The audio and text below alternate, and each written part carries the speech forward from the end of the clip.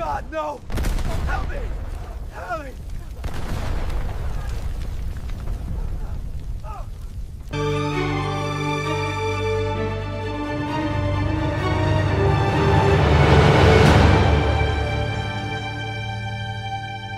Gelombang kejut yang merambat melalui Komando Tinggi Pasukan Pertahanan Israel, IDF, tak terhindarkan, mengguncang fondasi keyakinan mereka terhadap superioritas teknologi di medan perang Gaza. Peristiwa kelam yang terkuak dari labirin perkotaan Han Younis, khususnya di sektor selatan, kini dicatat sebagai salah satu kerugian tunggal paling parah bagi IDF sejak awal operasi darat. Sebuah laporan intelijen rahasia yang pertama kali diungkap oleh media independen, Al Bayan News Agency, sumber internal militer, menyebutkan bahwa jumlah korban tewas di pihak Israel dalam serangkaian insiden di kota tersebut telah menembus angka kritis, berpotensi mencapai ratusan tentara. Laporan ini secara spesifik merujuk pada operasi penyerbuan yang dilakukan oleh Batalion Lapis Baja ke-188, yang berubah menjadi bencana total. Inti dari malapetaka ini bukan terletak pada tembakan roket atau serangan langsung dari unit anti-tank. Sebaliknya, tragedi itu dipicu oleh senjata yang jauh lebih primitif namun mematikan, ranjau darat berdaya ledak tinggi, High Explosive Anti-Tank HIET, yang dipasang dengan presisi oleh unit-unit khusus Hamas. Kehancuran tersebut secara dramatis terekam dalam analisis awal yang dirilis oleh think tank, Institute for Near East Security Studies, INES. INES, melalui data citra satelit dan rekaman pengawasan medan perang yang bocor, mengonfirmasi bahwa setidaknya 15 unit tank Merkava dari berbagai model, kekuatan utama dan kebanggaan tulang punggung darat Israel, telah berubah menjadi puing-puing berasap dalam waktu kurang dari 48 jam pertempuran sengit.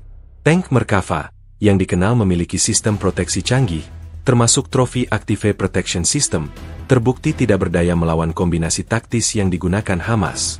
Ranjau tersebut, menurut laporan eksklusif dari koresponden militer, The Levant Report, liputan dari jalur belakang IDF, dilaporkan memiliki muatan peledak yang jauh melebihi standar ranjau anti-tank konvensional, kemungkinan ditingkatkan dengan efek Explosively Formed Penetrator, EFP, untuk menembus lapisan baja tebal. Ranjau-ranjau ini tidak hanya ditanam di jalur utama, tetapi juga di titik-titik vital seperti persimpangan jalan dan pintu masuk gang sempit, memaksa konvu Israel untuk bergerak dalam pola yang mudah diprediksi. Insiden berantai ini dimulai ketika elemen-elemen darat IDF bergerak dengan keyakinan penuh terhadap keamanan rute mereka, yang seharusnya telah dibersihkan oleh unit Zeni, memasuki jantung Han Younis Selatan. Tujuan operasi tersebut adalah membongkar pusat komando utama Hamas yang diyakini berada di bawah kompleks sekolah di area tersebut. Sebuah rekaman komunikasi radio yang dicegat dan kemudian dipublikasikan oleh kantor berita Lebanon, Al-Manar, mengungkapkan momen awal ketika sebuah tank Merkava Mark IV, yang memimpin kolumna, tiba-tiba dilanda ledakan dahsyat. Teriakan panik dan permintaan bantuan mendesak memenuhi gelombang radio, sebelum sinyalnya terputus. Menurut kesaksian anonim yang diperoleh oleh jurnalis investigasi, Global Conflict Watch, wawancara dengan perwira intelijen yang terlibat, ledakan tank pertama menciptakan kekacauan yang tak terperikan. Asap tebal bercampur api yang membubung tinggi, bukan hanya menghalangi pandangan pengemudi dan komandan, tetapi juga menonaktifkan sistem sensor dan komunikasi antar kendaraan. Efeknya adalah reaksi berantai, domino efek, kendaraan-kendaraan lapis baja dan pengangkut personel yang mengikuti, tidak bisa bermanuver menghindar, dan akhirnya melindas ranjau yang tersisa di sekitar jalur, menyebabkan ledakan susulan yang menghancurkan. Dalam situasi kacau ini, unit-unit Hamas memanfaatkan momen tersebut untuk meluncurkan serangan sekunder dari posisi tersembunyi, menembaki tentara yang terluka dan berusaha keluar dari bangkai tank. Situasi ini diperparah oleh kesulitan tim penyelamat dan evakuasi untuk mencapai zona ledakan, akibat intensitas baku tembak dan ketakutan akan adanya ranjau sekunder. Analisis yang disajikan oleh analis keamanan Timur Tengah Dr. Elias Houri di jurnal Warfare Quarterly, menyimpulkan bahwa kejadian di Han Younis bukan hanya kerugian material, melainkan sebuah sorotan menyakitkan pada kerentanan strategi militer Israel dalam peperangan asimetris di perkotaan padat.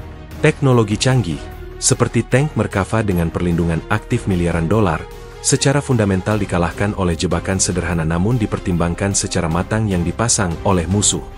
Ini adalah pengingat pahit bahwa di labirin kota-kota Gaza, kecerdasan taktis dan pengetahuan lokal Hamas telah mengungguli kekuatan tembak dan teknologi Israel yang superior, menandai episode kelam yang akan dikenang sebagai bencana ranjau Han Younis. Babak ini secara tidak langsung memaksa IDF untuk segera mengevaluasi ulang seluruh doktrin perangnya di wilayah perkotaan padat. Untuk memahami skala tragedi yang melanda Brigade Lapis Baja Israel di Han Yunis, perlu diletakkan konteks penuh dari prioritas strategis IDF di jalur Gaza sejak dimulainya operasi darat. Invasi ini tidak hanya bertujuan untuk menghancurkan kemampuan militer Hamas, tetapi juga untuk melumpuhkan struktur komando dan kontrol mereka, yang diyakini berada di bawah kantong-kantong perkotaan utama. Setelah relatif berhasil membersihkan wilayah utara dan sebagian besar kota Gaza, fokus militer Israel secara definitif bergeser ke selatan, menjadikan Han Yunis sebagai target bernilai tinggi berikutnya, sebuah fakta yang dikonfirmasi dalam memo rahasia yang diakses oleh lembaga riset kebijakan, Middle East Strategy Brief, Analisis Komando Militer. Han Yunis, kota terbesar kedua di Gaza, telah lama diidentifikasi oleh intelijen Israel sebagai jantung operasional Hamas. Ini bukan sekadar benteng pertahanan, ia adalah pusat logistik, gudang senjata terbesar, dan, yang paling penting, lokasi yang diduga menaungi jaringan terowongan komando utama yang lebih dalam dan lebih rumit dibandingkan yang ada di utara. Keinginan untuk menguasai Han Yunis, dengan cepat dan tanpa kehilangan muka, menjadi dorongan utama yang menjelaskan pengerahan kekuatan lapis baja yang masif ke wilayah tersebut. Sumber dalam Komando Selatan IDF, yang berbicara kepada outlet investigasi Military Edge, wawancara anonim perwira senior, mengakui adanya tekanan besar dari eselon politik untuk menunjukkan kemenangan signifikan dan terukur di selatan setelah berbulan-bulan operasi yang berlarut-larut. Pengerahan kekuatan besar-besaran ini mencakup batalion-batalion lapis baja penuh, didukung oleh unit zeni tempur dan infanteri mekanis, dengan tulang punggung berupa tank Merkava Mark IV, kendaraan yang dirancang untuk mendominasi medan perang terbuka dan menghadapi serangan anti-tank terberat. Kepercayaan diri IDF didasarkan pada asumsi bahwa pengalaman tempur mereka di utara telah memberikan mereka keunggulan metodologis dalam menghadapi jaringan terowongan dan ranjau yang ada. Namun, asumsi ini, yang ternyata terlalu optimistis, menjadi titik lemah fatal yang dimanfaatkan Hamas. Dalam studi internal yang bocor kepada kanal berita regional, Al-Sharq Monitor, dokumen kajian pasca operasi, terungkap bahwa intelijen meremehkan jumlah ranjau dan jebakan improvisasi yang telah disiapkan Hamas di Han Yunis selama bertahun-tahun. Fokus militer Israel di wilayah selatan secara spesifik dibagi menjadi beberapa koridor penetrasi, dan koridor yang paling rawan adalah akses menuju pusat kota dan kamp pengungsi di Han Yunis, tempat ranjau darat maut meledak. Para perencana perang Israel berasumsi bahwa kehadiran tank Merkava yang kuat akan berfungsi sebagai pencegah utama dan pembersih jalan bagi infanteri. Mereka mengira kekuatan baja ini akan memaksa Hamas untuk melakukan pertempuran konvensional atau mundur ke terowongan, meninggalkan jebakan yang ada di atas tanah. Laporan dari tim ahli geospasial yang terafiliasi dengan PBB dan dikutip oleh Geopolitical Insights, analisis topografi perang, menunjukkan bahwa struktur perkotaan Han Yunis, ganggang sempit, bangunan yang saling berdekatan, dan kepadatan populasi yang tinggi, secara inheren menguntungkan pihak bertahan, menjadikannya lokasi ideal untuk perang gerilya dan pemasangan ranjau yang tersamar. Prioritas militer di wilayah selatan juga terkait erat dengan upaya IDF untuk menemukan dan membebaskan sandera yang diyakini ditahan di jaringan terowongan di bawah Han Yunis. Misi ganda ini, menghancurkan komando Hamas sekaligus menyelamatkan sandera, mengharuskan pengerahan unit khusus dan kendaraan lapis baja di area yang sangat padat. Kebutuhan akan kecepatan dan desakan untuk mencapai hasil membuat beberapa unit mungkin mengabaikan protokol keamanan atau mempercepat proses pembersihan ranjau yang seharusnya dilakukan secara metodis. Sebuah artikel investigasi mendalam dari majalah militer, Ground Force Review, kajian taktis dan lessons learned, menyoroti bahwa unit zeni tempur yang dikerahkan tidak memiliki peralatan yang memadai untuk menghadapi ranjau berdaya ledak tinggi yang ditanam di bawah lapisan aspal tebal, apalagi yang menggunakan mekanisme pemicu non-logam yang sulit dideteksi. Tragedi yang terjadi kemudian, kehancuran ratusan tentara dan belasan Merkava, adalah puncak dari kombinasi kebutuhan strategis mendesak untuk merebut Han Yunis, kepercayaan diri yang berlebihan terhadap teknologi superior, dan kesalahan fatal dalam penilaian taktis terhadap persiapan pertahanan Hamas. Koridor yang seharusnya menjadi jalan pintas menuju kemenangan, malah berubah menjadi ladang ranjau maut yang direkayasa oleh musuh, mengakhiri ambisi IDF untuk mengamankan wilayah selatan dengan cepat dan tanpa kerugian besar. Peristiwa ini kini memaksa perwira tinggi IDF untuk meninjau kembali seluruh premis operasional mereka, mengakui bahwa medan perang Han Yunis adalah tantangan yang jauh lebih mematikan daripada yang mereka perkirakan di awal invasi. Pusat perhatian dunia kini sepenuhnya tertuju pada apa yang disebut oleh beberapa pejabat militer Israel sebagai malam paling berdarah di Han Yunis. Babak ini adalah tentang konfirmasi pahit yang mulai merembes keluar dari sistem sensor dan sensor IDF. Skala penuh dari kerugian manusia dan material yang terjadi di medan ranjau selatan kota tersebut.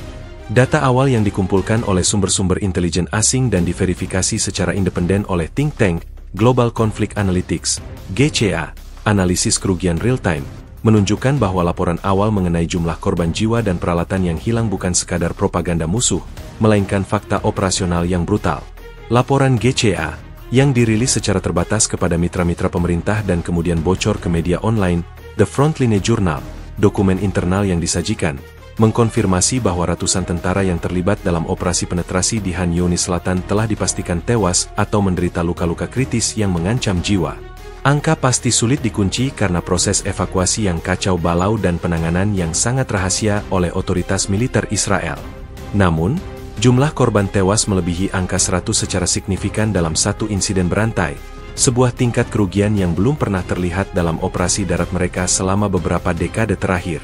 Sumber senior di Kementerian Pertahanan Israel, yang berbicara kepada Jerusalem Post Review, wawancara dengan syarat anonimitas total, mengakui bahwa ruang penyimpanan jenazah di pangkalan militer selatan telah kelebihan kapasitas, sebuah indikasi tragis dari skala bencana tersebut. Selain kerugian manusia, dampak terhadap kekuatan keras Israel, peralatan lapis baja mereka, sama menghancurkannya. Fokus utama ada pada tank Merkava, yang selama ini dianggap sebagai salah satu yang paling terlindungi di dunia. Konfirmasi resmi, meskipun sangat enggan, mengarah pada kerugian minimal 15 unit Merkava yang dikategorikan sebagai total loss, kerugian total, dan tidak dapat diperbaiki. Angka ini mencakup model Merkava Mark III dan Mark IV, yang merupakan aset paling canggih IDF. Kerugian ini lebih dari sekadar statistik. Ini adalah penghapusan sepertiga dari kekuatan batalion lapis baja yang dikerahkan dalam penyerbuan awal. Analisis mendalam dari insiden tersebut, yang dilakukan oleh ahli teknik militer independen Dr. David Elman dan diterbitkan dalam jurnal Armored Warfare Today, kajian kerusakan struktural, menjelaskan mengapa Merkava yang tangguh bisa hancur. Bukan hanya ranjau darat, tetapi jenis ranjau yang digunakan Hamas, dijuluki The Beast Trap, oleh beberapa operator tank yang berhasil selamat. Ranjau ini bukan ditargetkan pada rantai atau sisi tank, tetapi tampaknya dirancang untuk meledak di bawah lambung, di mana lapis baja perlindungan seringkali paling tipis dan rentan, atau di bawah turret, kubah, yang dapat memicu ledakan amunisi internal, catastrophic kill. Kehancuran tersebut seringkali menghasilkan ledakan kedua yang lebih besar, mengubah tank baja menjadi sekam yang terbakar dan merenggut nyawa seluruh awak di dalamnya.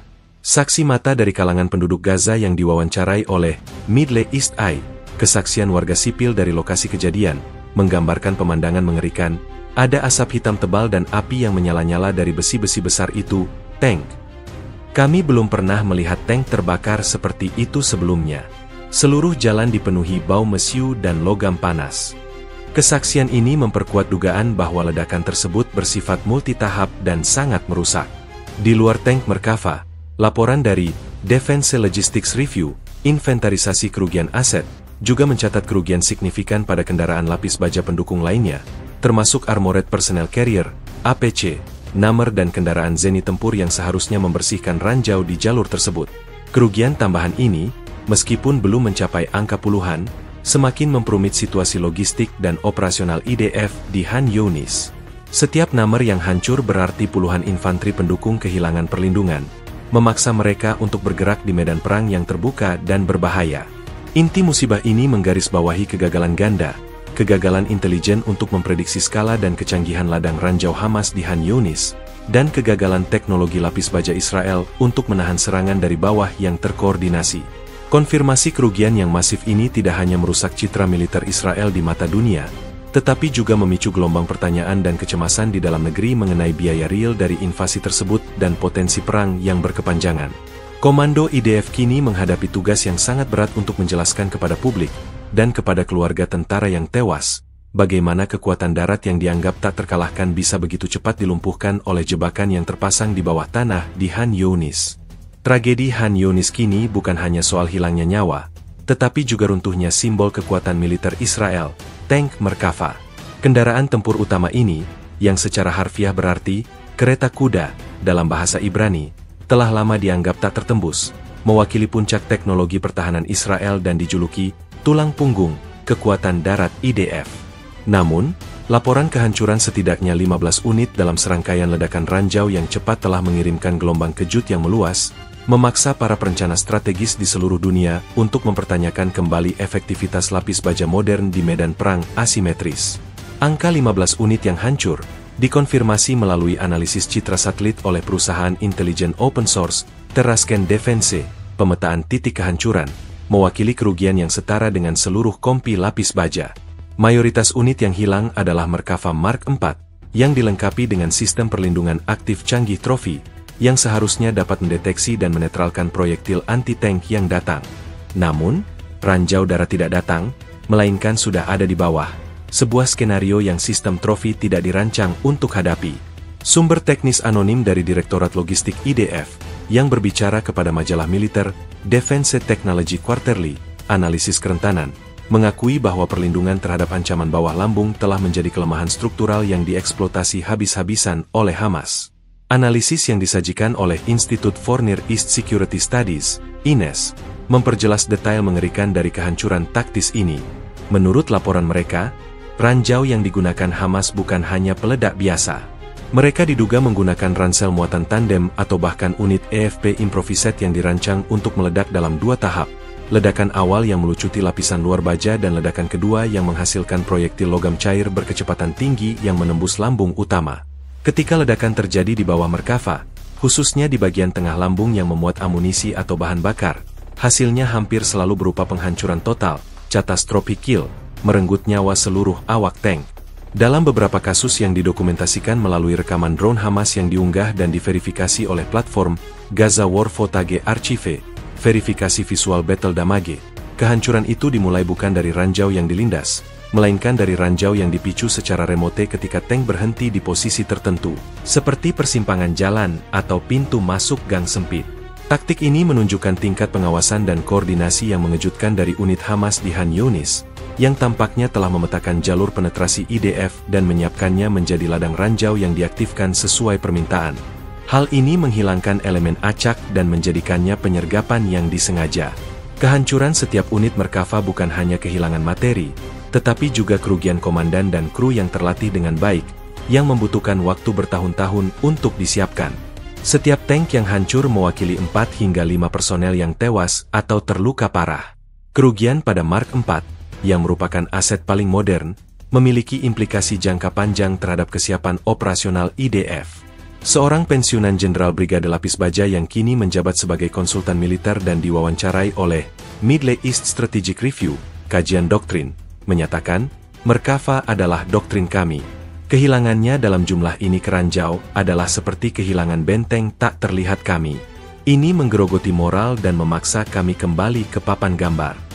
Laporan lain dari koresponden militer, The Times of Conflict, liputan dari pangkalan militer penyangga, menunjukkan bahwa di pangkalan-pangkalan yang menangani evakuasi dan perbaikan, pemandangan bangkai-bangkai Merkava yang hangus dan bengkok telah menjadi pengingat yang menyedihkan. Beberapa unit tank bahkan tidak dapat ditarik dari medan perang karena ancaman ranjau yang berkelanjutan, yang berarti Israel tidak hanya kehilangan tank, tetapi juga kehilangan kemampuan untuk menganalisis secara forensik bagaimana ranjau itu menembus baja mereka, memperlambat upaya mereka untuk menemukan solusi teknis. Fokus kerusakan taktis pada Merkava ini menegaskan bahwa dalam perang asimetris di perkotaan, keunggulan teknologi dapat dengan mudah dinetralisir oleh taktik sederhana namun terencana dengan baik. Merkava dirancang untuk melindungi kru dari tembakan langsung dan proyektil dari samping. Ia tidak disiapkan untuk ancaman yang datang dari bawah, sebuah celah yang kini berubah menjadi jurang pemisah yang menelan aset-aset terpenting IDF di Khan Younis. Kegagalan simbolis ini mungkin akan menjadi turning point yang menentukan dalam bagaimana Israel dan dunia memandang kekuatan lapis baja di masa depan. Penyelidikan mendalam terhadap malapetaka di Khan Younis semakin memperjelas satu hal. Tragedi ini bukanlah hasil dari pertempuran konvensional atau serangan hit and run yang biasa. Sumber tunggal dari kehancuran kolektif ratusan tentara dan belasan tank Merkava adalah ranjau darat berdaya ledak tinggi, High Explosive Anti-Tank, HIET, yang dipasang secara sistematis dan cerdik oleh unit Zeni Hamas. Senjata yang relatif sederhana ini ditingkatkan hingga mencapai daya hancur luar biasa, telah terbukti menjadi senjata anti lapis baja paling efektif yang digunakan di Gaza, mengubah jalan-jalan di Han Yunis menjadi kuburan logam. Fokus utama kini tertuju pada desain dan komposisi ranjau-ranjau ini. Analisis forensik awal, yang dilakukan oleh tim teknis yang tergabung dalam misi demining PBB dan laporannya dikutip oleh International Ordnance Review, kajian bahan peledak dan pemicu, mengungkapkan bahwa ranjau Hamas tidak selalu menggunakan bahan peledak militer standar. Mereka seringkali menggabungkan peledak komersial berkekuatan tinggi, seperti amonium nitrat yang diproses ulang, dengan komponen logam berat untuk meningkatkan efek proyektil, atau menggunakan desain Explosively Formed Penetrator, EFP. EFP ini memungkinkan ranjau menghasilkan proyektil logam cair yang mampu menembus lapisan baja tebal dari bawah lambung tank, di mana Merkava, meskipun dilindungi trofi, paling rentan.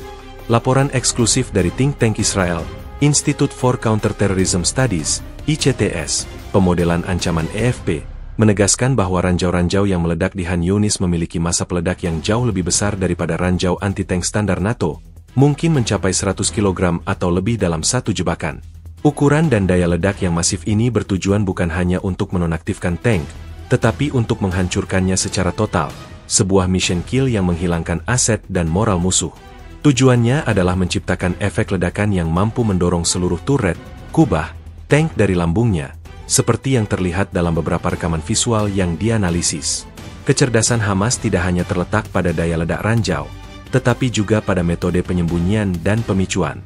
Koresponden keamanan dari The Global Intelligence Report, liputan teknik peledakan, melaporkan bahwa banyak ranjau dipasang di kedalaman yang bervariasi, ada yang di bawah lapisan aspal tebal, dan ada pula yang diletakkan di dalam lubang saluran air yang baru ditutup. Penempatan berlapis ini membuat deteksi dengan alat standar seperti detektor logam dan radar penembus tanah, GPR, milik Zeni Israel menjadi sangat sulit, bahkan mustahil. Selain itu, banyak ranjau dipicu secara elektronik dari jarak jauh, bukan oleh tekanan mekanis yang biasa, memberikan kontrol penuh kepada operator Hamas untuk meledakkannya pada waktu yang paling strategis, yaitu ketika konvu Israel berada pada kepadatan tertinggi, memaksimalkan korban dan kerugian berantai. Seorang ahli Improvised Explosive Device, ID, yang tidak ingin disebutkan namanya, yang bertugas di unit penjinak bahan peledak, EOD, IDF dan diwawancarai oleh Defense Confidential, pandangan ahli EOD, menjelaskan tingkat frustrasi di lapangan. Kami terbiasa dengan ancaman ID di jalanan. Tapi ini adalah ladang ranjau kelas industri. Mereka, Hamas, telah memprogram ranjau-ranjau ini untuk menjadi sebuah sistem. Ketika tank pertama berhenti, tank berikutnya sudah ada di posisi X, di mana ranjau kedua menunggu, dan pemicu berada di tangan mereka, Hamas, sepanjang waktu. Ini bukan jebakan acak, ini adalah perangkap yang direkayasa. Peran ranjau sebagai pemicu bencana ini juga menyoroti kegagalan koordinasi antara unit tempur dan unit Zeni IDF. Dalam tekanan untuk mencapai target di Han Yunis, diduga ada kesenjangan dalam prosedur clearance dan verifikasi jalur aman. Para komandan lapangan mungkin telah mengandalkan informasi intelijen lama, atau metode deteksi yang terbukti tidak memadai untuk menghadapi ranjau canggih Hamas, yang memanfaatkan bahan non-logam untuk menghindari deteksi. Kesalahan fatal ini, dikombinasikan dengan daya hancur ranjau Hiet yang ditingkatkan, menghasilkan angka korban yang sangat besar, mengubah invasi ke Han Yunis dari operasi militer menjadi babak tragis yang didominasi oleh kekalahan taktis dari senjata yang, dalam perbandingan teknologi, seharusnya usang. Tragedi ini mengirimkan pesan keras. Dalam perang perkotaan yang padat, bahkan senjata yang tampaknya sederhana dapat mendominasi medan perang jika dirancang dan ditempatkan dengan kecerdikan strategis, mengalahkan miliaran dolar investasi dalam baja dan sistem perlindungan aktif. Invasi ke Han Yunis Selatan dimulai dengan rasa percaya diri yang tinggi, didukung oleh kekuatan lapis baja yang dikerahkan secara besar-besaran. Namun, kronologi kejadian yang segera menyusul pengerahan tersebut adalah sebuah kisah horor taktis yang mengungkap betapa cepatnya perencanaan militer yang matang dapat hancur di hadapan jebakan yang terpasang cerdik. Fase awal insiden, yang terjadi beberapa jam sebelum ledakan besar, kini menjadi fokus penyelidikan internal IDF, mencari tahu siapa yang bertanggung jawab atas kesalahan penilaian fatal tersebut. Operasi penetrasi dimulai pada dini hari, dengan brigade lapis baja yang didukung oleh batalion Zeni tempur maju melalui koridor yang telah ditetapkan menuju jantung Han Yunis. Maksudnya adalah penetrasi cepat untuk mengamankan persimpangan strategis dan memotong jalur pelarian utama.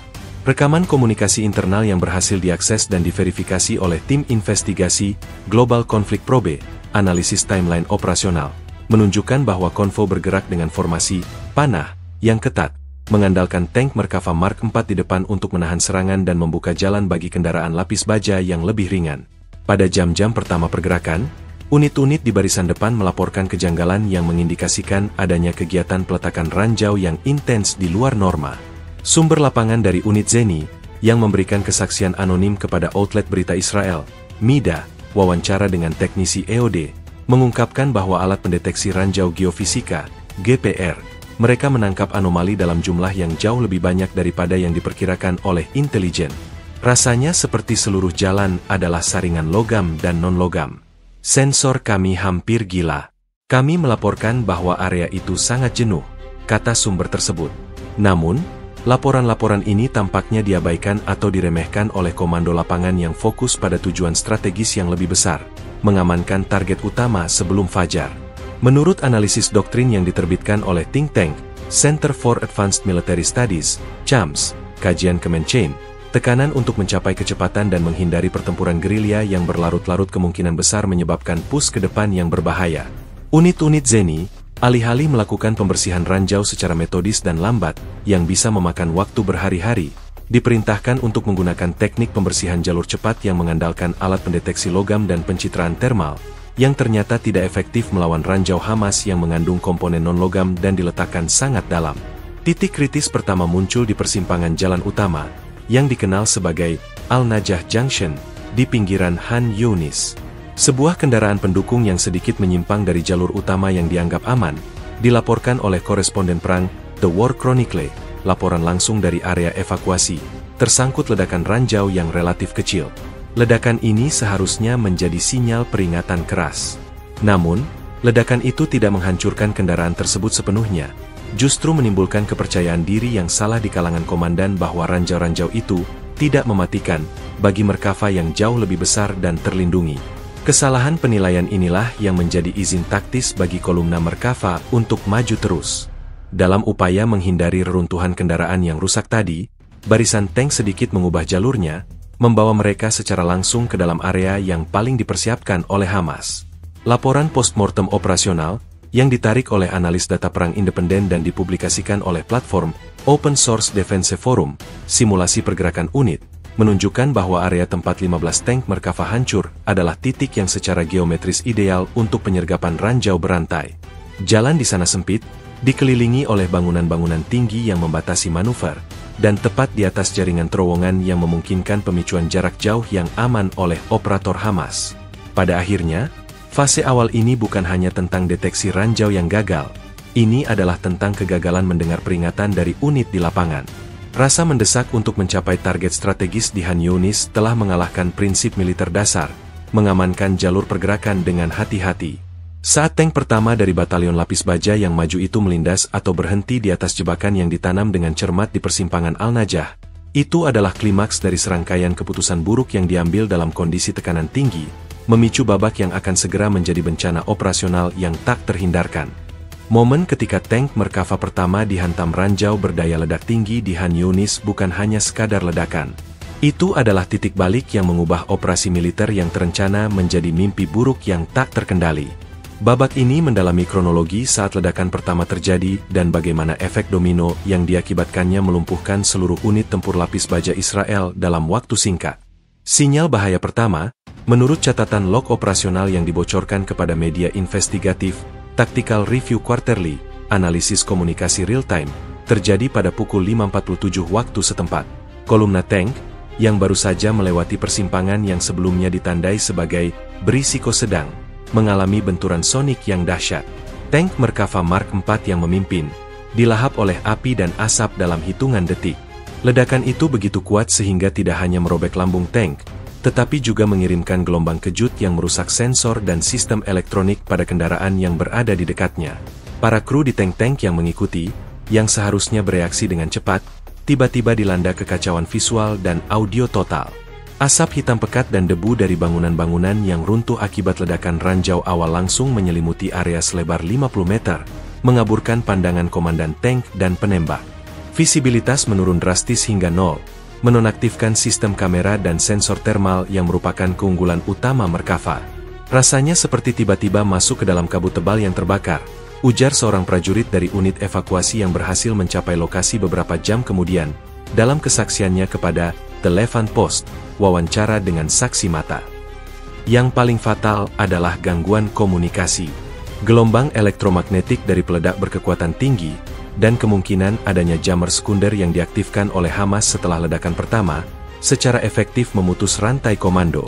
Radio internal dan frekuensi yang digunakan antar kendaraan tiba-tiba dipenuhi suara statis atau terputus sepenuhnya. Komandan lapangan tidak dapat lagi memberikan perintah, dan unit-unit individu tidak bisa melaporkan status mereka.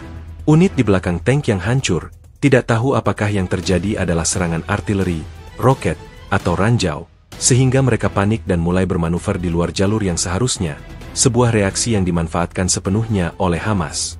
Saat tank-tank yang tersisa mencoba mencari perlindungan atau memutar balik di ganggang sempit Han Yunis, mereka secara tidak sengaja melindas ranjau-ranjau sekunder yang telah disiapkan. Ini adalah inti dari efek domino. Tank kedua meledak, kemudian tank ketiga, dalam jarak hanya beberapa meter. Ledakan yang berdekatan ini, yang dilaporkan secara detail oleh Center for Military Incident Analysis, CMIA, pemetaan titik ledakan, menciptakan choke point mematikan di jalan, menjebak kendaraan lain di belakangnya yang kini menjadi sasaran empuk. Unit-unit infanteri yang menumpang di belakang tank atau di dalam kendaraan lapis baja Namr, yang seharusnya turun dan mengamankan perimeter, kini mendapati diri mereka terjebak dalam kobaran api dan menghadapi tembakan sniper atau unit anti-tank kecil yang diluncurkan Hamas dari atap dan jendela bangunan di sekitarnya. Tanpa perintah yang jelas dan dalam kondisi nol visibilitas, prosedur tempur standar gagal total. Beberapa laporan dari lapangan, yang ditahan oleh otoritas militer Israel tetapi diungkap oleh jaringan berita independen, Warzone Integrity, laporan internal yang dibocorkan, menyebutkan adanya tembakan friendly fire di tengah kekacauan, menambah jumlah korban tewas Israel. Kehancuran itu semakin meluas ketika asap tebal dan api mulai menarik perhatian drone pengintai dan pengebom Hamas. Kehancuran tank yang berdekatan menciptakan pemandangan bencana yang mudah diidentifikasi dari udara. Dalam kondisi normal, Merkava seharusnya dapat memanggil dukungan udara dengan cepat. Namun, gangguan komunikasi membuat proses ini terhambat fatal. Ketika bantuan udara akhirnya tiba, mereka kesulitan mengidentifikasi target karena asap dan kekacauan di bawah, sementara Hamas telah memanfaatkan waktu kritis ini untuk melarikan diri atau memicu jebakan terakhir. Reaksi berantai ini menggarisbawahi kegagalan taktis yang mendalam, ketergantungan berlebihan pada teknologi komunikasi dan sensor yang ternyata rentan terhadap gangguan yang disengaja dan efek sekunder dari ledakan ranjau Hiet. Di tengah jalanan Han Yunis yang gelap dan penuh asap, kekuatan darat Israel yang perkasa secara efektif dilumpuhkan bukan oleh pertempuran sengit, melainkan oleh kepanikan, ketidakjelasan, dan perangkap yang direkayasa dengan kecerdikan yang mematikan. Bencana ranjau di Han Yunis bukan hanya sekadar kecelakaan. Itu adalah bukti keunggulan taktis Hamas dalam perang gerilya di lingkungan perkotaan yang padat. Analisis mendalam menunjukkan bahwa tragedi tersebut adalah hasil dari sebuah strategi yang terencana dengan cermat, di mana pemasangan jebakan yang tampaknya sederhana, berhasil menetralkan miliaran dolar teknologi militer canggih Israel. Babak ini menelusuri inti dari strategi asimetris Hamas yang mematikan ini. Strategi utama Hamas di Han Yunis, menurut kajian yang dirilis oleh Urban Warfare Institute, WI, studi kasus perlawanan asimetris, berpusat pada 3 pilar, pengamanan area, denial of area, pemanfaatan terowongan, dan peningkatan jebakan. Daripada menghadapi Merkava secara langsung di medan terbuka, sebuah pertempuran yang pasti akan mereka kalahkan, Hamas memilih untuk mengubah jalur penetrasi utama IDF menjadi zona larangan masuk yang tak terlihat. Mereka memahami bahwa keunggulan Merkava terletak pada mobilitas dan perlindungan frontal, tetapi kelemahan terbesarnya adalah kerentanan pada bagian lambung bawah dan ketergantungan pada rute yang dapat diprediksi di kota. Kecerdikan Hamas terlihat jelas dalam perencanaan jangka panjang mereka.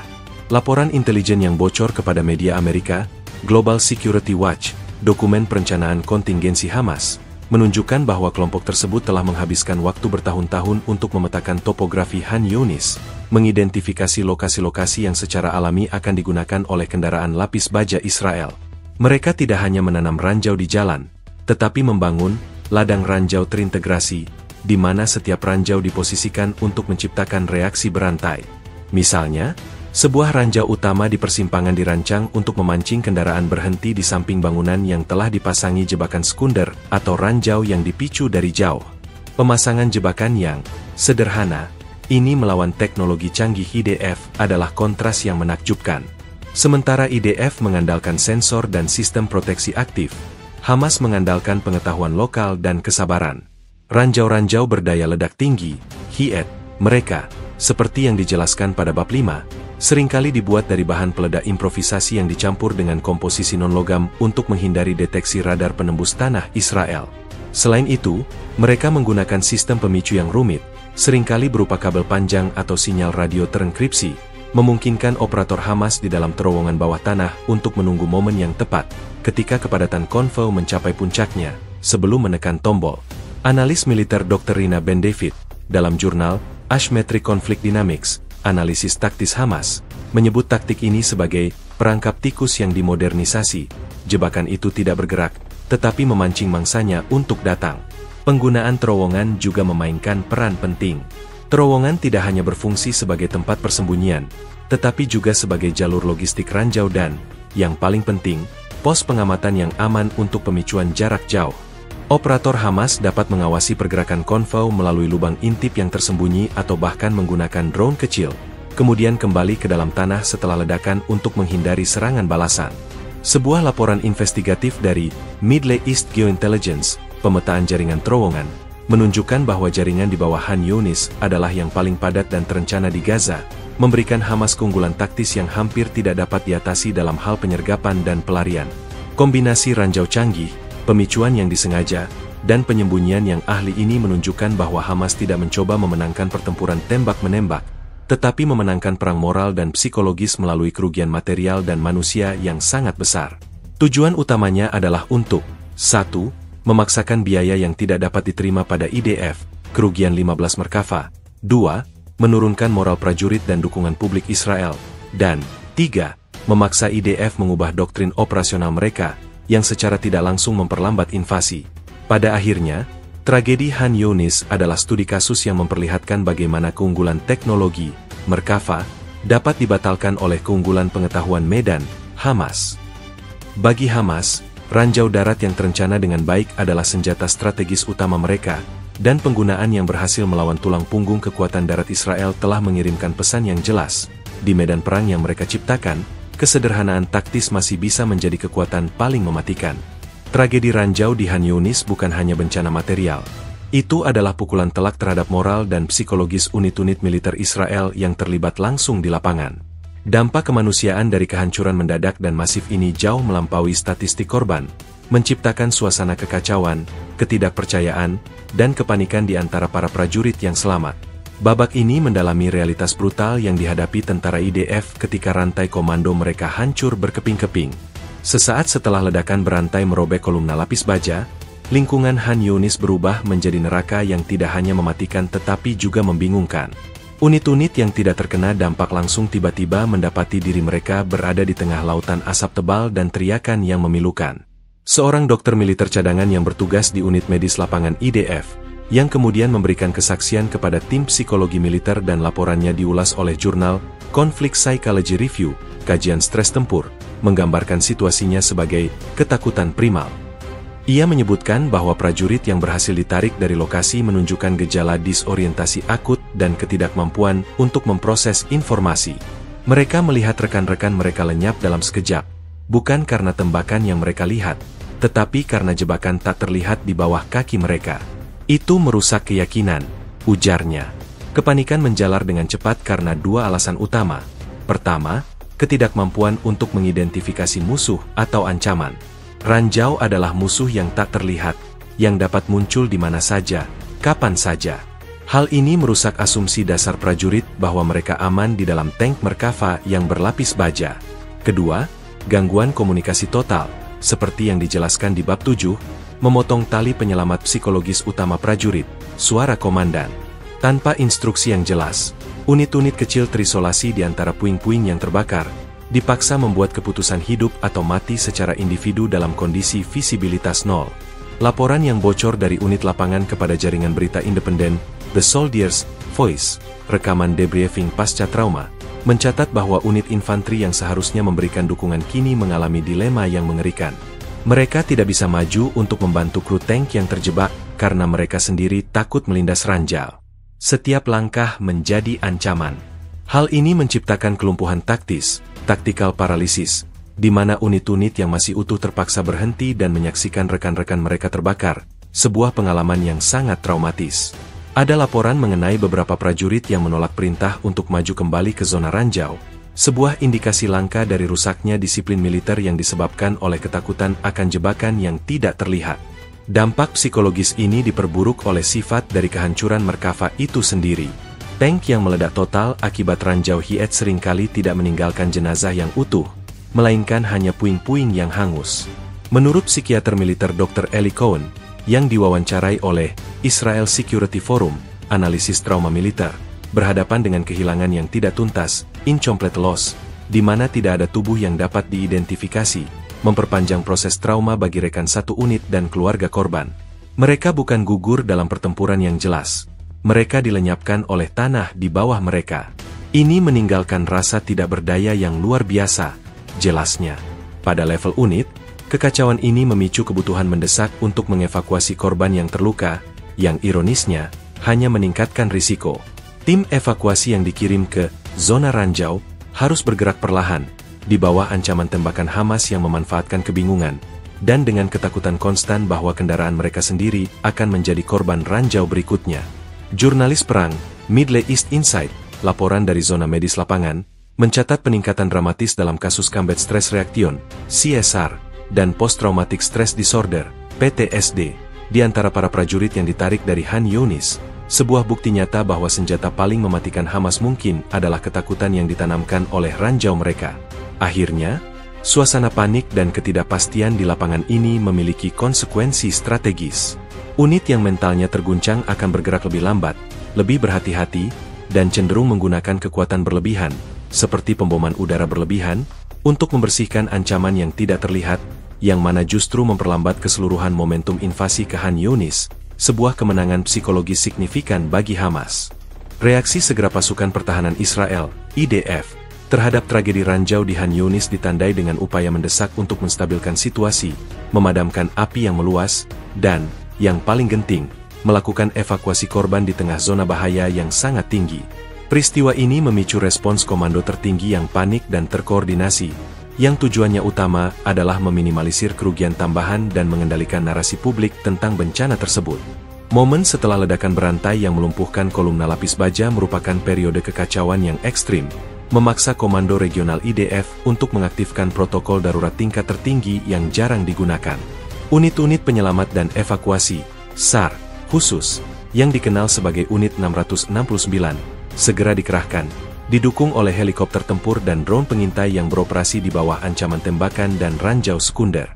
Sebuah laporan internal yang bocor dari unit SAR dan dianalisis oleh Emergency Response Tracker, kajian protokol evakuasi, menunjukkan bahwa tantangan terbesar bukanlah tembakan musuh, melainkan medan yang tidak stabil dan ketakutan akan ranjau darat yang belum meledak di sekitar puing-puing Merkava yang hangus. Upaya evakuasi korban terluka dari bangkai tank yang hancur berlangsung lambat dan berbahaya. Tim penyelamat harus bergerak kaki, seringkali menembus asap tebal, karena kendaraan evakuasi lapis baja yang dikirim untuk menarik unit yang rusak berisiko tinggi melindas ranjau yang tersisa. Menurut kesaksian seorang perwira medis lapangan yang dikutip oleh harian Israel, Yom Rishon, laporan dari rumah sakit lapangan, banyak korban tidak dapat diselamatkan tepat waktu karena keterlambatan dalam mencapai zona ledakan. Kami tahu mereka di sana, terluka parah. Tetapi setiap langkah yang kami ambil harus diverifikasi. Tanah itu sendiri adalah musuh. Itu adalah dilema moral dan taktis yang mengerikan, ujarnya. Pada tingkat komando, reaksi segera adalah untuk menarik unit-unit yang tersisa dari jalur penetrasi yang terancam. Keputusan ini, yang secara efektif menghentikan kemajuan ke Khan Younis Selatan untuk sementara, dianalisis oleh think tank, Institute for Regional Dynamics, IRD, kajian keputusan di Sengagemen. IRD menyimpulkan bahwa penarikan mundur itu adalah keputusan yang sulit tetapi diperlukan untuk mencegah hilangnya seluruh brigade lapis baja.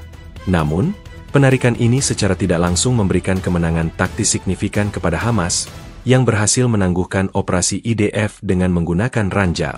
Aspek lain yang sangat sensitif dari tanggapan IDF adalah upaya penarikan bangkai Merkava yang hancur. Kerugian 15 unit tank, yang sebagian besar tidak dapat ditarik segera, menimbulkan masalah citra publik dan intelijen. Setiap tank yang tersisa di medan perang memberikan kesempatan kepada Hamas untuk merekam dan menyebarkan citra kehancuran, merusak moral dan propaganda IDF. Lebih penting lagi, bangkai tank dapat diakses oleh insinyur musuh, memungkinkan mereka mempelajari lebih lanjut tentang kegagalan perlindungan Merkava. Oleh karena itu, operasi penarikan bangkai tank, yang dijuluki Operation Iron Recovery oleh militer, dilakukan di bawah pengawalan ketat dan seringkali di tengah malam, dengan menggunakan bulldozer lapis baja D9 dan kendaraan derek super berat. Menurut laporan eksklusif dari Defense News Agency, The Iron Shield, liputan logistik pemulihan, beberapa bangkai tank harus dihancurkan lebih lanjut di lokasi oleh tembakan artileri Israel sendiri sebelum ditarik, untuk memastikan bahwa Hamas tidak dapat mengambil teknologi sensitif apapun. Upaya ini memakan waktu berhari-hari dan menguras sumber daya yang seharusnya dialokasikan untuk operasi tempur. Di tingkat politik dan informasi, tanggapan IDF sangat berhati-hati. Meskipun konfirmasi awal tentang korban tewas dirilis untuk memenuhi kewajiban militer, rincian lengkap mengenai ranjau darat, kerugian 15 Merkava, dan tingkat kepanikan di lapangan disensor ketat. Media-media Israel yang berafiliasi melaporkan insiden berat tanpa memberikan skala penuh dari kehancuran, sebuah upaya yang didokumentasikan oleh media Transparency Watch, analisis sensor militer, sebagai upaya untuk mempertahankan moral publik. Komando tinggi IDF segera melakukan briefing tertutup yang intens, mencari penjelasan atas kegagalan intelijen dan zeni tempur yang memungkinkan ladang ranjau Han Younis menjadi bencana. Respons ini menunjukkan bahwa kerugian di Han Younis adalah pukulan strategis yang memerlukan tindakan cepat, mahal, dan rahasia, baik di medan perang maupun di ranah informasi. Bencana di Han Younis telah memaksa para analis militer independen dan bahkan para perwira tinggi Israel untuk melakukan introspeksi yang menyakitkan. Inti dari tragedi ini, sebagaimana diungkapkan oleh berbagai sumber intelijen dan penelitian, adalah kerentanan mendalam dalam strategi militer Israel, khususnya terkait dengan kegagalan sistemik dalam pembersihan ranjau dan kelemahan fatal dalam intelijen medan perang perkotaan, (MPOP). Ini bukan hanya kesalahan taktis, melainkan kegagalan doktrin dalam menghadapi musuh yang cerdas dan beradaptasi. Analisis yang diterbitkan oleh jurnal akademik, The Journal of Defense and Security Studies, kajian doktrin militer di lingkungan asimetris, menunjukkan bahwa IDF terlalu mengandalkan superioritas teknologi dan daya tembak dalam perencanaan invasi Gaza. Ada asumsi yang salah bahwa kekuatan Merkava dan kemampuan real-time intelligence akan mampu menetralisir ancaman ranjau dan jebakan improvisasi. Namun, Han Younis membuktikan bahwa teknologi canggih tidak dapat menggantikan operasi zeni tempur yang lambat dan metodis serta intelijen hyperlokal yang sangat detail.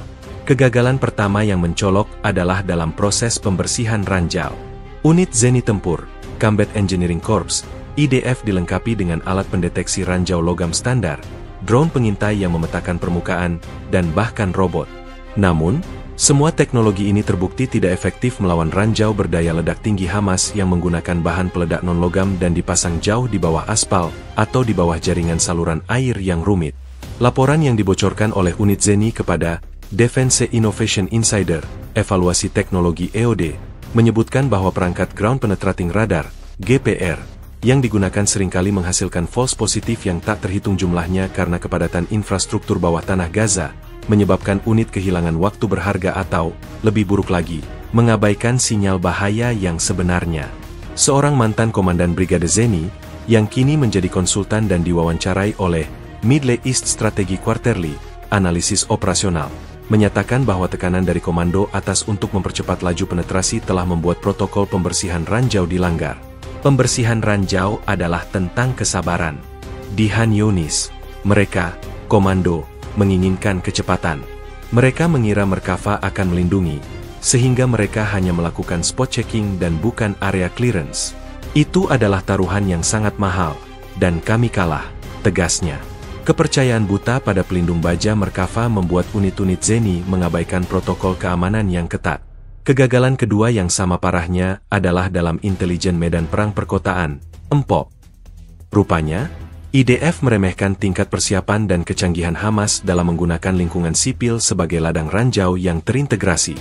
Analis intelijen militer Dr. Samuel Klein, dalam seminar tertutup yang rekamannya diakses oleh Global Intelligence Review, kajian kontra-intelijen, menjelaskan bahwa Israel memiliki citra satelit yang sangat baik, tetapi mereka kekurangan intelijen human interlope, informasi dari mata-mata lokal yang dapat mengonfirmasi lokasi dan metode pemicuan ranjau. Hamas berhasil menjaga kerahasiaan operasi peletakan ranjau mereka, seringkali melakukannya di bawah tanah atau di balik puing-puing, membuat IDF memasuki Han Younis dalam keadaan buta taktis.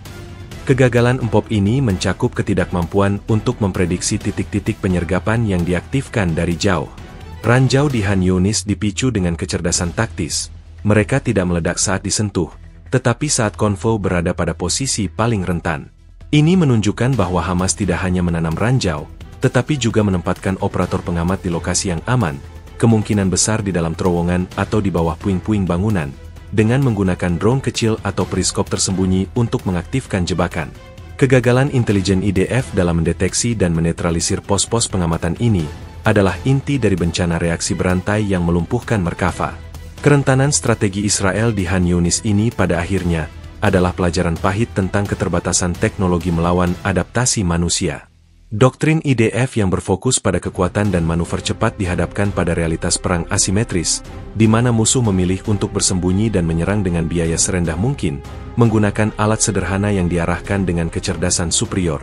Tragedi ini kini memaksa komando tinggi IDF untuk melakukan reboot total pada doktrin perang perkotaan mereka, mengakui bahwa di medan perang Gaza, musuh di bawah tanah adalah ancaman yang jauh lebih mematikan daripada musuh di udara. Tragedi yang terjadi di jalanan Han Younis menyajikan kontras yang mencolok dan brutal antara dua filosofi peperangan yang berlawanan. Di satu sisi, ada kecanggihan teknologi militer Israel yang diwakili oleh tank Merkava Mark IV, sebuah mahakarya rekayasa perang dengan sistem pertahanan aktif, sensor canggih, dan firepower yang superior. Di sisi lain, ada efektivitas taktik asimetris Hamas, yang menggunakan senjata sederhana, ranjau darat yang ditingkatkan dan dipicu dari jarak jauh, namun diterapkan dengan kecerdasan taktis luar biasa. Perbandingan kekuatan ini menjelaskan mengapa IDF, dengan keunggulan teknologi yang masif, mengalami kerugian yang sangat besar. Tank Merkava Mark IV, yang menjadi korban utama, adalah simbol dari dominasi teknologi Israel.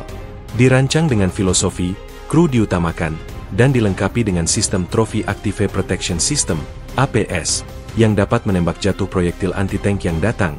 Kendaraan ini seharusnya kebal terhadap sebagian besar ancaman medan perang modern.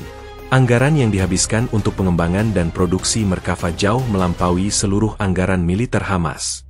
Namun, dalam studi komparatif yang diterbitkan oleh Global Military Doctrine Review, kajian kerentanan teknologi, analis menyimpulkan bahwa fokus Merkava pada perlindungan horizontal dan vertikal terhadap serangan langsung telah meninggalkan titik buta yang dieksploitasi Hamas. Titik buta ini adalah lambung bawah tank. Sementara lapisan baja di bagian atas dan samping diperkuat dan dilengkapi sistem proteksi, serangan dari ranjau darat yang ditanam di bawah, terutama yang dimodifikasi dengan efek EFP, Explosively Formed Penetrator, berhasil menembus area paling rentan ini. Laporan teknis dari insinyur pertahanan yang terafiliasi dengan Lembaga Keamanan Eropa dan dikutip oleh Defense Systems Intelligence, analisis efek EFP pada Merkava, menunjukkan bahwa daya ledak ranjau Hamas yang dimodifikasi berfokus pada titik tunggal, menciptakan gelombang kejut dan penetrasi logam cair yang melumpuhkan Merkava dari dalam. Ini adalah kasus di mana taktik sederhana mengalahkan teknologi yang kompleks. Sebaliknya, efektivitas taktik asimetris Hamas terletak pada pemahaman mendalam tentang lingkungan Han Younis dan kelemahan musuh. Mereka tidak berusaha melawan Merkava di arena yang dipilih IDF. Mereka memaksa IDF untuk bertarung di arena yang diciptakan Hamas, jalan sempit yang penuh jebakan. Strategi ini membalikkan keunggulan teknologi Israel menjadi beban operasional. Tank Merkava, yang merupakan aset besar dan berat, menjadi tidak lincah dan sulit bermanuver di jalan-jalan Han Younis yang padat, memaksanya bergerak dalam jalur yang dapat diprediksi. Analis konflik asimetris, Dr. Amir Hassan, dalam seminarnya yang rekamannya diakses oleh The Future of Conflict Forum, kajian adaptasi musuh, menjelaskan bahwa Hamas menggunakan strategi biaya tak tertahankan. Mereka tahu bahwa mereka tidak bisa mengalahkan IDF secara langsung, tetapi mereka bisa menaikkan biaya perang hingga ke titik di mana Israel terpaksa mundur atau mengubah strategi mereka. Kerugian 15 Merkava, yang merupakan aset dengan nilai puluhan juta dolar per unit, dan hilangnya ratusan nyawa tentara, jauh lebih berharga bagi Hamas daripada ranjau improvisasi yang mungkin hanya berharga beberapa ratus dolar. Ini adalah perbandingan cost-benefit yang dimenangkan Hamas. Lebih lanjut, taktik asimetris Hamas tidak hanya tentang ranjau, tetapi tentang keterpaduan sistem. Mereka menggabungkan ranjau dengan pemicuan jarak jauh yang tersembunyi, seperti yang diuraikan di bab 8, dan jaringan terowongan untuk melarikan diri atau meluncurkan serangan sekunder setelah ledakan. Kontrasnya, IDF, meskipun canggih, menunjukkan ketergantungan berlebihan pada sensor eksternal dan sistem komunikasi yang dapat dengan mudah diinterupsi oleh ledakan dahsyat dan lingkungan perkotaan yang bising. Pada akhirnya, kehancuran Merkava di Han Yunis adalah sebuah pelajaran militer universal. Di medan perang perkotaan yang rumit, kecanggihan teknologi tidak menjamin kemenangan jika musuh dapat beradaptasi dan mengeksploitasi kerentanan strategis dengan kreativitas. Ranah Han Yunis telah menunjukkan bahwa ranjau darat yang dirakit secara cerdik, senjata yang sering dianggap sebagai peninggalan masa lalu, telah efektif melumpuhkan tulang punggung militer yang paling modern, mengubah perbandingan kekuatan dari keunggulan total Israel menjadi medan perang yang berbahaya dan tidak dapat diprediksi. Kerugian yang diderita pasukan pertahanan Israel, IDF, di Han Yunis, dengan hilangnya ratusan nyawa tentara dan setidaknya 15 tank Merkava, tulang punggung kekuatan darat mereka, telah melampaui insiden taktis biasa. Ini adalah sebuah krisis strategis yang membawa implikasi jangka panjang serius terhadap kelanjutan dan keberhasilan operasi darat di Gaza. Dampak dari bencana ini menjangkau 3 dimensi utama: militer operasional, moral psikologis, dan ekonomi logistik. Secara militer operasional, kehancuran 15 Merkava dalam waktu singkat menciptakan celah yang signifikan dalam kekuatan lapis baja IDF. Tank-tank ini tidak mudah diganti. Menurut analisis rantai pasokan dan produksi militer yang dilakukan oleh Global Defense Procurement Watch, kajian kapasitas industri, dibutuhkan waktu berbulan-bulan, bahkan setahun, untuk memproduksi dan mempersenjatai unit Merkava Mark IV yang baru, terutama mengingat keterbatasan bahan baku global dan kebutuhan untuk melakukan modifikasi desain pasca temuan kerentanan di Han Yunis. Ini berarti, kekuatan serangan lapis baja IDF di Gaza telah berkurang secara efektif, memaksa komandan untuk meninjau kembali doktrin penggunaan tank dan mungkin beralih pada unit infanteri yang lebih rentan atau dukungan udara yang lebih intensif, pilihan yang sama-sama berisiko. Implikasi ini diperparah oleh perlunya perubahan mendadak dalam prosedur operasional standar, SOP. Karena ranjau darat terbukti sangat efektif, IDF kini terpaksa bergerak jauh lebih lambat di area perkotaan yang padat. Mereka harus menghabiskan waktu berhari-hari untuk membersihkan setiap ruas jalan, menggunakan unit Zeni secara manual dan, ironisnya, menggunakan metode yang lebih lambat dan ketinggalan zaman untuk memverifikasi setiap inci tanah. Laporan dari Jerusalem Post Review, liputan dari pangkalan logistik, mencatat bahwa laju penetrasi IDF di Han Yunis telah menurun hingga 75% sejak insiden ranjau, sebuah kemenangan operasional yang signifikan bagi Hamas yang bertujuan untuk memperlambat laju perang hingga tak berkelanjutan. Dampak yang paling merusak dalam jangka panjang adalah pada moral dan psikologis pasukan. Kepercayaan tentara terhadap kekebalan teknologi, sebuah prinsip mendasar bagi tentara Israel, telah hancur. Jika Merkava, benteng bergerak mereka, dapat dilenyapkan oleh jebakan yang tersembunyi, maka tidak ada tempat yang aman di Gaza. Rasa takut dan kepanikan yang muncul dari medan ranjau tak terlihat, dijelaskan dalam bab 9, kini menjadi faktor yang konstan di benak prajurit. Jurnal Conflict Psychology Review, kajian kesehatan mental tentara, memperkirakan peningkatan yang signifikan dalam kasus combat stress reaction, CSR, dan trauma jangka panjang. Moral yang rendah dan kehati-hatian yang berlebihan ini akan memperlambat inisiatif tempur dan meningkatkan kemungkinan kesalahan fatal di lapangan, secara efektif memberikan keuntungan psikologis kepada Hamas. Selain itu, terdapat dampak ekonomi dan logistik yang sangat besar. Kerugian tank Merkava tidak hanya kehilangan biaya produksi, tetapi juga melibatkan biaya pemulihan bangkai, analisis kegagalan, dan desain ulang di masa depan. Analisis keuangan yang dipublikasikan oleh Defense Spending Monitor, proyeksi biaya kerugian tempur, menempatkan biaya total kerusakan peralatan dan penggantian tank yang hancur di Han Yunis melampaui angka $500 miliar. Biaya ini harus ditanggung di tengah tekanan ekonomi perang yang sudah tinggi. Lebih jauh lagi, insiden ini memaksa IDF untuk mengalihkan sumber daya logistik yang besar untuk pengangkutan, perbaikan, dan penguatan perlindungan bawah lambung, mengganggu pasokan penting lainnya di front Gaza. Akhirnya, Implikasi ini meluas hingga ke tingkat diplomatik dan politik. Kerugian besar di Khan Yunis memperkuat posisi mereka yang menentang kelanjutan operasi darat Israel, baik di dalam maupun di luar negeri. Ini memberikan Hamas bukti nyata bahwa mereka mampu menahan dan menimbulkan kerugian yang tidak dapat diterima oleh IDF, memperkuat tuntutan mereka dalam negosiasi dan melemahkan posisi tawar Israel. Kehancuran Merkava di Khan Yunis telah menjadi simbol kerentanan Israel, sebuah pengingat bahwa bahkan kekuatan militer yang paling maju pun dapat menghadapi rintangan yang tak terduga dan mematikan dalam perang gerilya di perkotaan. Dampak dari insiden ini akan membentuk strategi Israel di Gaza untuk waktu yang lama ke depan. Tentu, berikut adalah bab 14 dari kerangka berita Anda dengan panjang minimal 6.000 karakter, menyajikan narasi seolah-olah nyata, dan menyertakan sumber berita yang interaktif di dalamnya, tanpa subjudul kecuali judul bab.